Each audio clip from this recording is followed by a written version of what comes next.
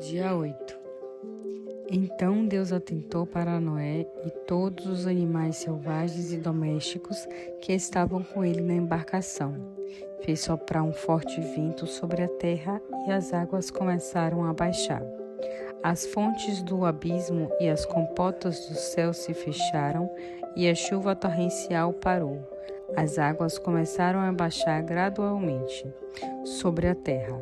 Passando 150 dias, as águas tinham diminuído e no 17º dia do 7º mês, a embarcação tocou no alto das montanhas de Ararabe. As águas continuaram baixando, até no 1º dia do 10º mês apareceram os cumes das montanhas. Ao fim de mais 40 dias, Noé abriu a janela que tinha feito na embarcação e o sol tomou um corvo que ficava voando de um lado para outro.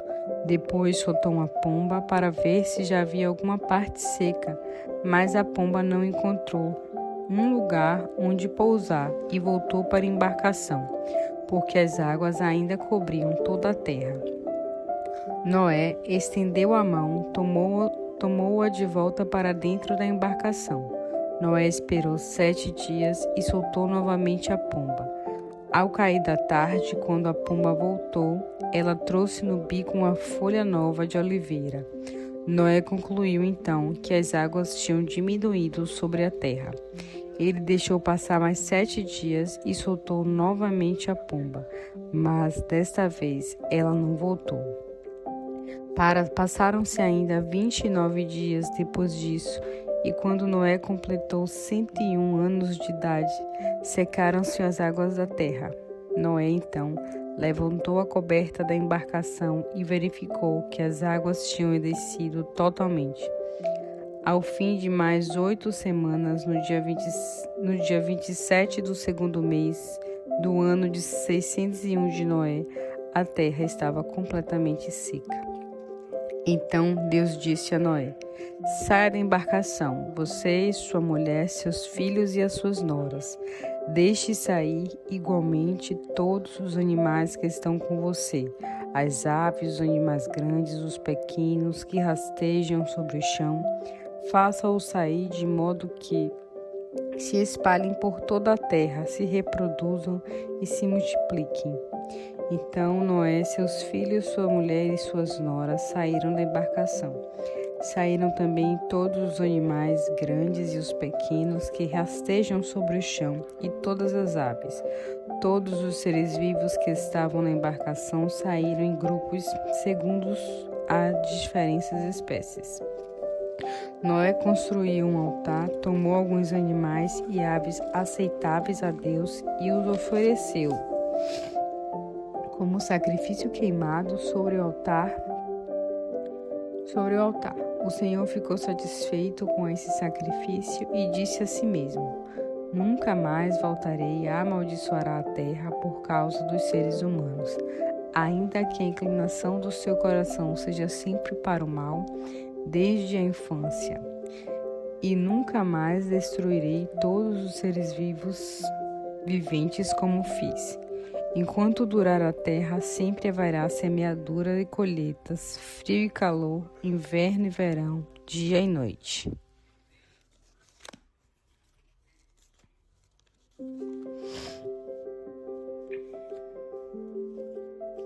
Mateus 8.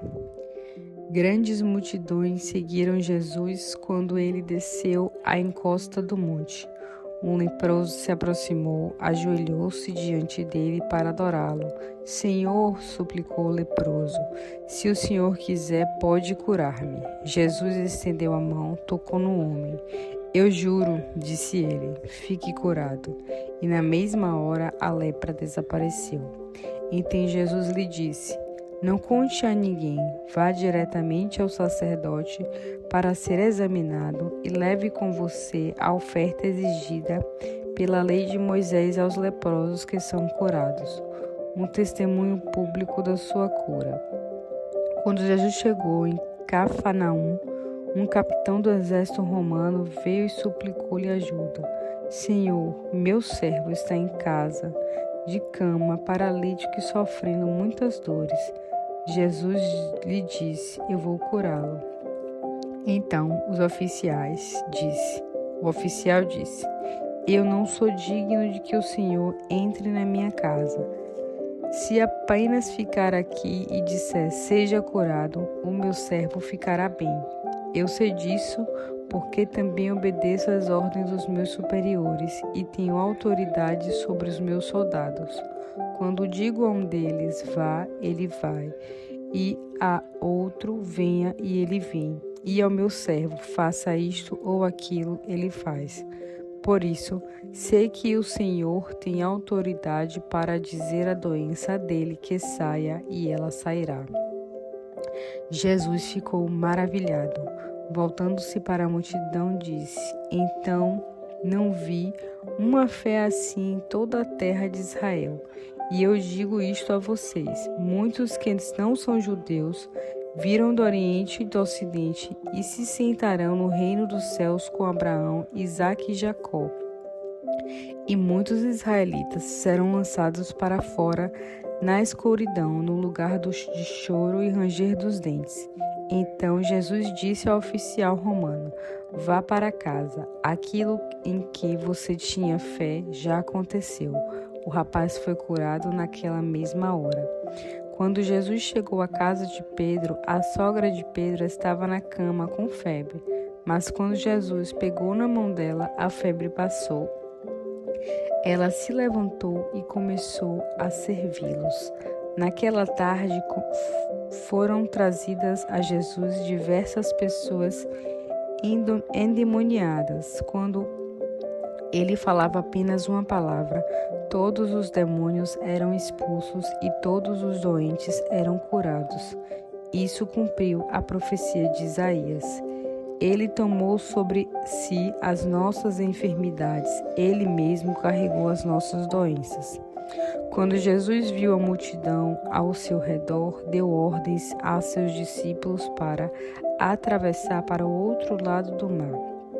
Nesse exato momento, um dos mestres da lei disse a ele: Mestre, eu seguirei o Senhor aonde quer que for. Mas Jesus respondeu: As raposas têm tocas e os passarinhos têm ninhos. Porém, o Filho do Homem não tem um lugar para repousar sua cabeça. Um outro discípulo disse: Senhor, deixe-me primeiro ir e entrar, meu Pai. Mas Jesus disse-lhe: Siga-me agora, deixe que os mortos sepultem os seus próprios mortos. Então, ele entrou num barco e começou a atravessar o mar com seus discípulos. De repente, levantou-se uma terrível tempestade, de tal maneira que as ondas começaram a inundar o barco, mas Jesus estava dormindo. Os discípulos foram acordar Jesus, gritando: Senhor, salve-nos, estamos afundando. Mas Jesus respondeu: Ó homem de pouca fé, por que vocês estão com tanto medo? Então ele se levantou, repreendeu o vento e as ondas e a tempestade, passou e tudo ficou calmo. Os discípulos ficaram admirados. Quem é este? Perguntavam uns aos outros, que até mesmo os ventos e o mar lhe obedecem. Quando eles chegaram ao outro lado do lago, na região dos Gadarenos, 2 homens endemoniados foram ao encontro dele. Viviam num cemitério e eram tão violentos que ninguém podia passar por aquela região. Eles começaram a gritar para ele: Que quer conosco, Filho de Deus? O Senhor veio aqui para nos atormentar antes do tempo? Uma manada de porcos estava pastando à distância.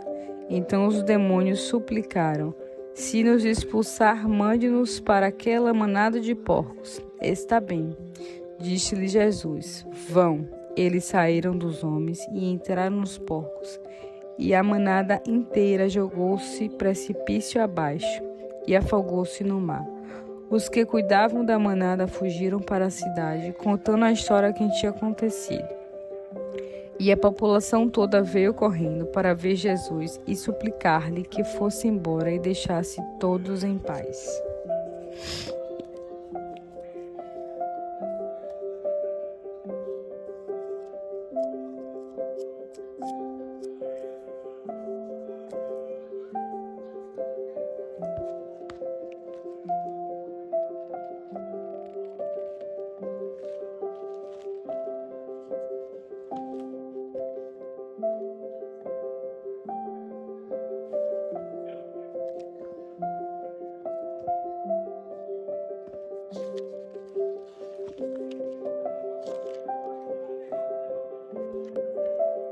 Esdras, capítulo 8.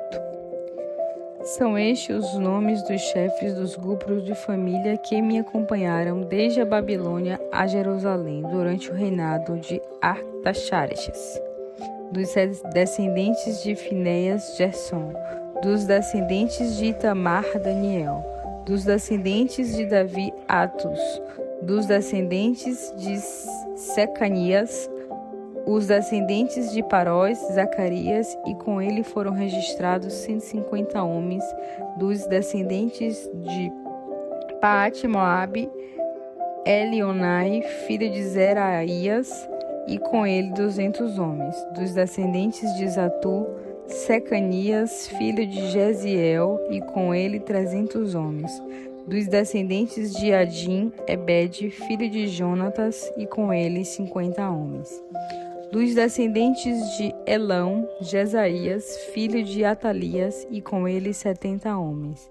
Dos descendentes de Cefatias, Zebadias, filho de Micael, e com ele 80 homens. Dos descendentes de Joabe, Abadias, filho de Jaiel, e com ele 218 homens. Dos descendentes de Bani, Selomite, filho de Josifias, e com ele 160 homens. Dos descendentes de Bebai, Zacarias, filhos de Bebai, e com ele 20 homens. Dos descendentes de Azagade, Joanã, filho de Catã, e com ele 110 homens. Dos descendentes de Adonião, Elifelete, Jeiel e Semaías, e com eles 60 homens. Eles chegaram algum tempo mais tarde. Dos descendentes de Bigavai, Utai, Zabude, e com eles 70 homens. Eu, Esdras, reuni todos perto do canal de Avava, e ali ficamos acampados por 3 dias, enquanto examinava cuidadosamente as listas das pessoas e dos sacerdotes que haviam chegado. Verifiquei que não veio nenhum levita conosco. Por isso, mandei chamar Aliezer, Ariel, Semaías, Elnatã, Jarabe, Natã, Zacarias e Mesulão, e os líderes levitas. E também mandei chamar Joiaribe e Elnatã, que eram homens sábios.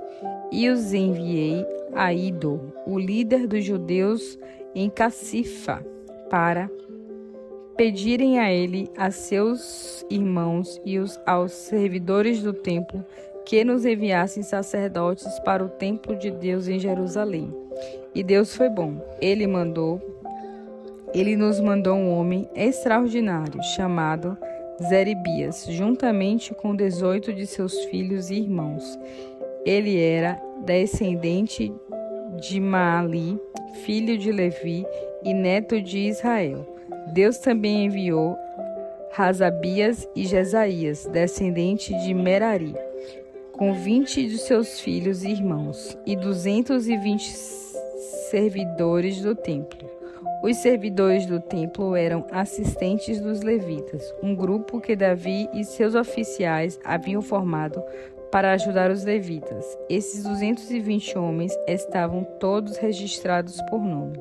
Então, determinei um jejum enquanto estávamos junto ao canal de Avá, de maneira que, humildemente, pedíssemos ao nosso Deus para que Ele nos desse uma boa viagem e nos protegesse, como também a nossos filhos e nossos bens.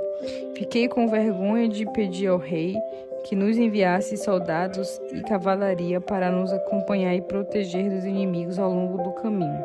Além disso, havíamos falado ao rei que a mão bondosa do nosso Deus protegia todos os que adoravam o Senhor, e o que seu poder e a sua ira estariam contra todos que o abominassem.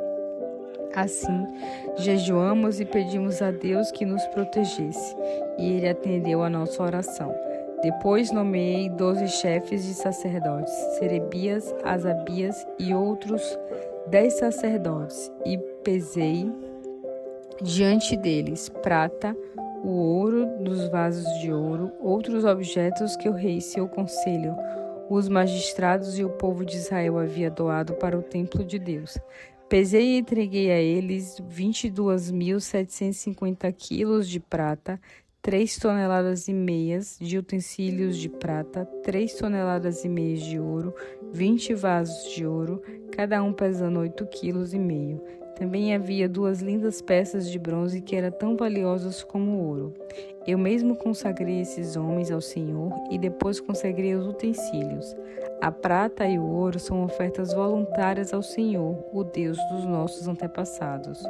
Guardem bem esses tesouros até que cheguem às salas do templo do Senhor em Jerusalém e pesem diante dos chefes dos sacerdotes, dos levitas e dos líderes do povo de Israel. Então os sacerdotes e os levitas receberam a prata, o ouro e os utensílios sagrados para levar tudo para o templo do nosso Deus em Jerusalém. No 12º dia do 1º mês, partimos do canal de Avá e fomos para Jerusalém. E a mão do nosso Deus nos protegeu e nos salvou do ataque inimigo e dos bandidos pelo caminho. Deste modo, finalmente chegamos salvos em Jerusalém, descansamos 3 dias.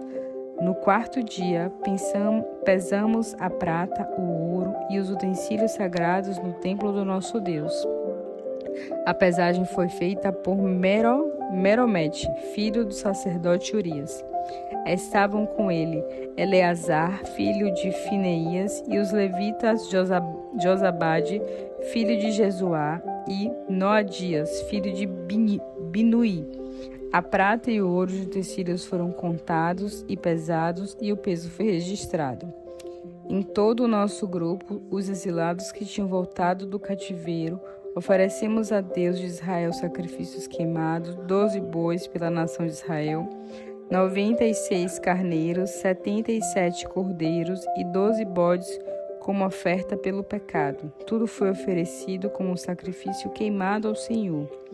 Os decretos do rei foram entregues aos representantes dele e aos governadores de todas as províncias situadas a oeste do rio Eufrates, que ajudaram na reconstrução do templo de Deus.